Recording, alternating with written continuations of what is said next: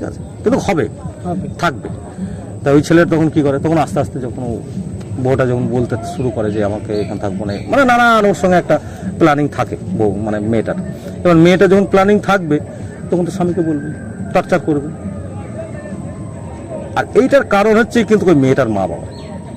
কারণ কি, ওই মেয়েটা খাওয়া থেকে শুরু করে নাওয়া থেকে শুরু করে যা হবে সব কিন্তু মা বাবার কাছে শেয়ার করে।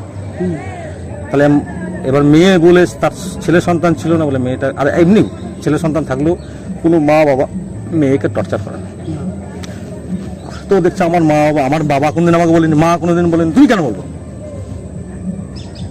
মানে এমন একটা জিনিস, মেয়েকে কিছু বলা যাবে না। আর দ্বিতীয়ত কথা, ভগবানের তরফ থেকে আমাদের সনাতন ধর্মের মানুষ আমরা, তো সনাতন ধর্মের শেখানোই আছে যে মেয়ে অবলা, মেয়েকে ভগবানের রূপ মানা যায়। মেয়ের সঙ্গে ফালতু কথা, ফালতু করে, আর অ্যাকচুয়ালি কি মেয়েকে বেশি জ্বালাতো নেই, নরম মানুষ। দ্বিতীয়ত কথা কি, মেয়েদের এখানেও তো নেই, খালি এটা তো খালি। মেয়ের কথা যদি কোনো পুরুষ মেয়ে মানুষের বুদ্ধিতে চলে, তার কিন্তু হাঁটু জলে ডুবে মরতে হবে। এটাও ঠিক, তাই বলে সব মেয়েকেও বলা যাবে না, ট্যালেন্ট মেয়েও আছে, ট্যালেন্টেড মেয়েও আছে যারা মাথা খাটায়।